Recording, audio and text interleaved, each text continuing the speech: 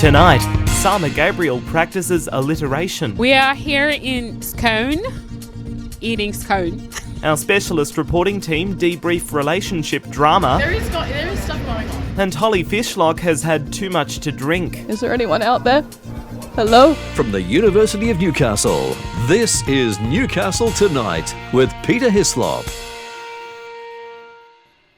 Good evening. Peter Hyslop with you. And daylight savings means I'm going to bed ridiculously late. To those keen viewers who waited 3 weeks until this episode, thank you for your patience. We needed a break from you. But we're glad to be back. We've moved beyond the city limits this week to taste sweet treats, and we've travelled the world in film.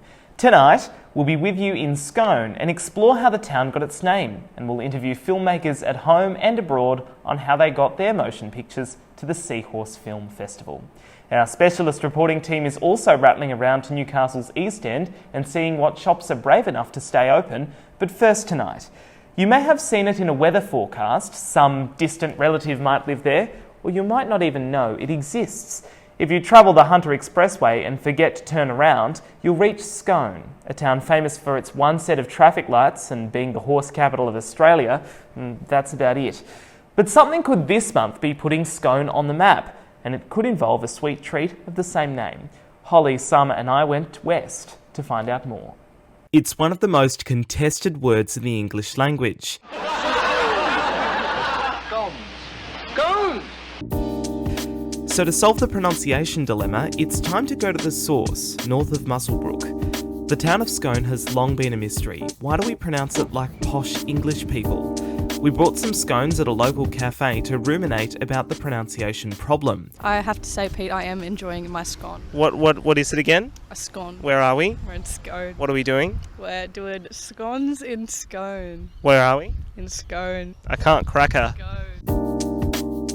But we've been told by Scone Chamber of Industries President Hamish Firth there's an annual Scones in Scone competition. So it's an incentive brought up by one of the locals in town, and the idea is to bring the community together, involving local cafes, schools, local communities. We have awards at the end. It's good when visitors come to town and then they hear it's on and things like that, and it actually generates a lot of business for the cafes as well. So they pump out a lot of scones. Yeah.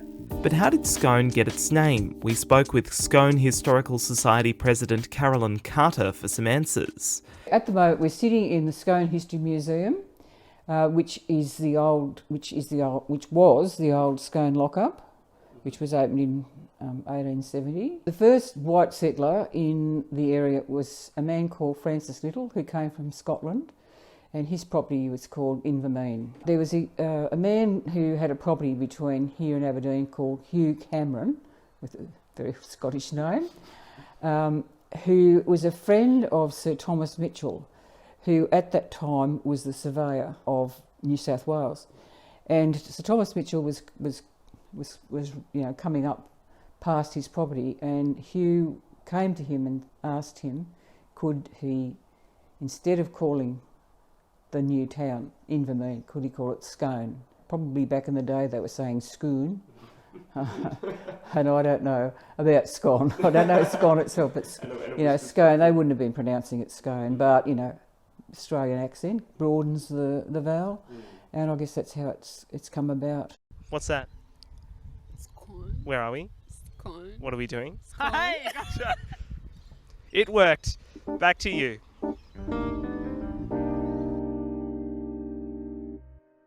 Sama Gabriel there being overloaded. Girlie just wanted a snack.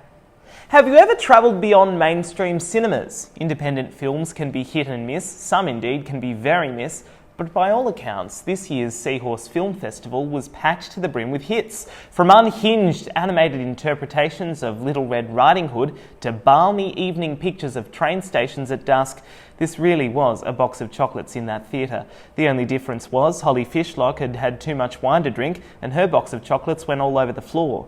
Here she is interviewing people who made the event possible. We did not see Christopher Nolan here tonight, but It was quite a shock to me, but I'm sure he will be here next year. We were invited to host the first annual Seahorse Film Festival on the weekend.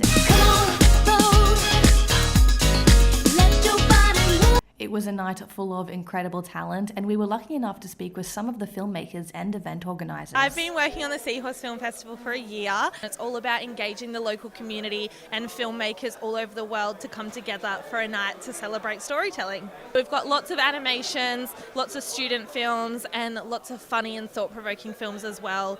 There's some from India, there's some from France, and yeah, it's been great. COA worked closely with communication lecturer Dr. Simon Weaving to develop the festival. Filmmaker Dr. Stuart McBratney says it was amazing to connect with the talented cast and crew. This is about the filmmakers. There's one of them right now. Absolutely love the feeling of attending a festival when the audience is just into it. And there's no crickets, it's not like tumbleweeds and everyone checking their phones. It was just real engagement from the audience. Filmmakers came from across the country and the world for this festival, including entries from France, the US and the UK. Carl Campbell-Pope is one of those filmmakers. Everyone here has welcomed me with open arms. It's been such like a high quality, like high standard of films that I just love to see, from the student films to kind of just like the local films.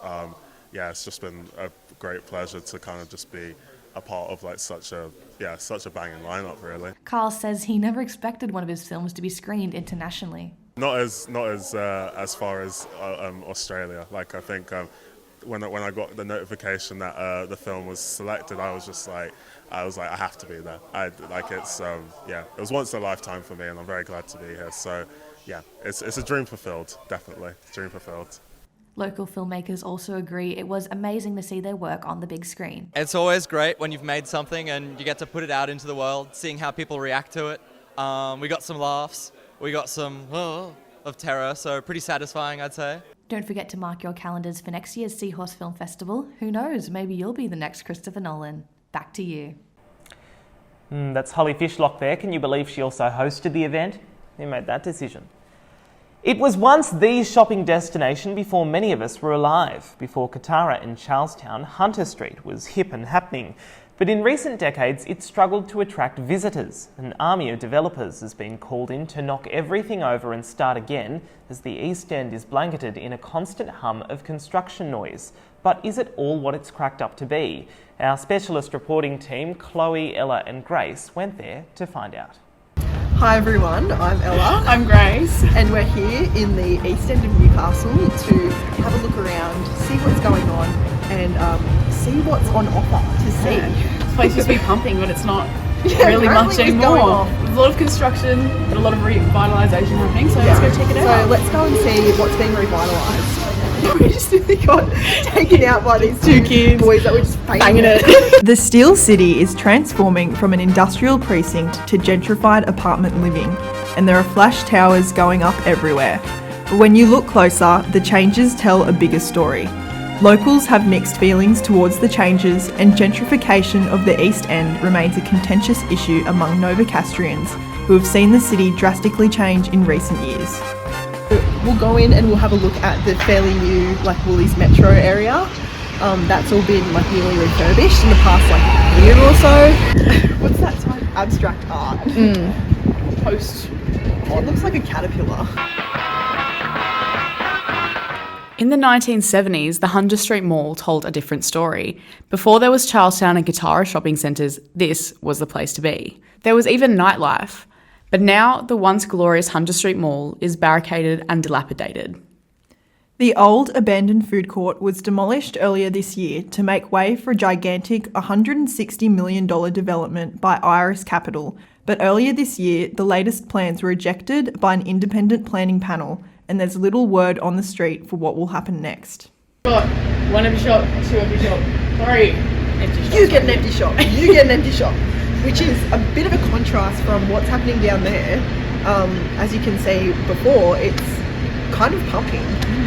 And a lot of it's building up, but here it's a lot of empty leases. So there's still stuff going on, but there's a lot that is in development as well, and a lot of places that are empty.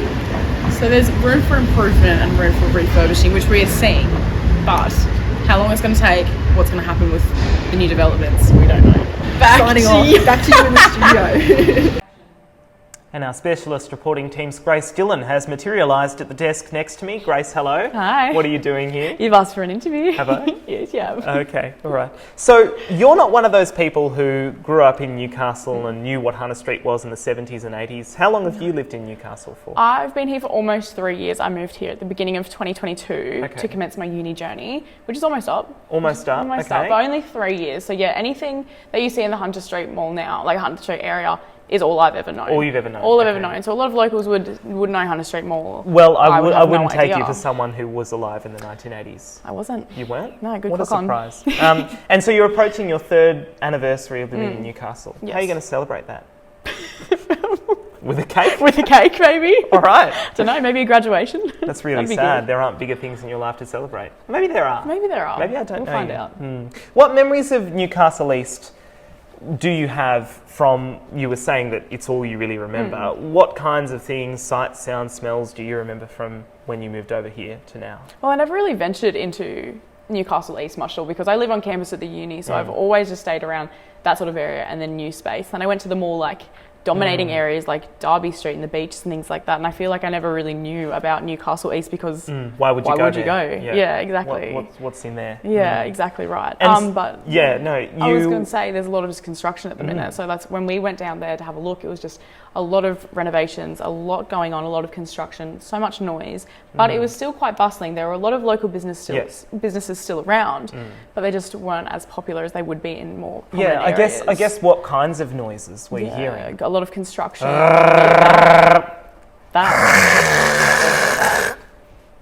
that. Yeah, a lot of that, yeah. So when you were down in Newcastle East, yeah, you kind of talked to me about what you did notice. If you were someone who was in council and who had the decision of what to do about it, because we were talking about there's a bit of a contrast between the really done up areas and the really dilapidated areas. Tell me a bit about that. Well, yeah, when we went for a walk around near like the Queen's Wharf, we all know that Queen's Wharf area is quite a bustling area as well, like near Scratchley's, just down the foreshore there. But right next to Wharf, there's a big building that is larger than Wharf itself, but is completely run down. There's nothing in it. It's not being used at all, and it feels so juxtaposing seeing such a bustling organisation there right next door to having an absolute blank bit of land there. And even throughout Hunter Street, it's really stagnating seeing like 5 different leases up, like 5 different places up for lease, and they're just not being used. And it makes you think, why? Why is it Why like indeed? That? So if you were in the seat of power, yeah, what would you do differently? I don't know, it's a tricky question because Newcastle will always be under development. There will always be things happening. But I think if I were to be the one to control that, I would rather do like affordable housing. And I think that's really, really important. But I think a lot of the urban development that is happening in the east end of Newcastle is mostly an investment piece for a lot of people that can afford it. And yeah, it's becoming very gentrified. It is becoming very gentrified, and that gentrification is why people like the council is making that urban development there. But it would be good to see some more affordable housing there. But well, who knows? New council. Maybe things will be different. Maybe. Who knows? Maybe. Grace Dillon from our specialist reporting team, thank you. You're welcome. Go away. Okay.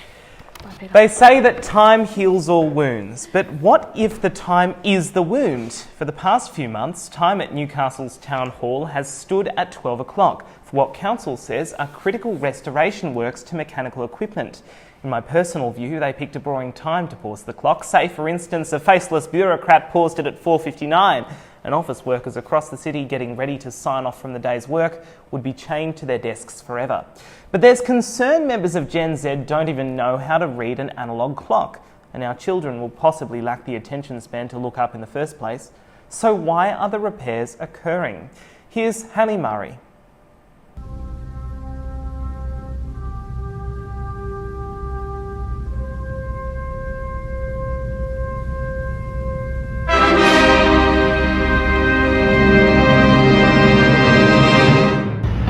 In time. No, it's not an apocalypse. Works are being undertaken to restore one of Newcastle's major heritage sites. The City Hall clock tower first opened back in 1929 and has stopped chiming due to what council says were technical issues. Council says the age of the clock calls for specialist technicians to come and do whatever they do with clocks.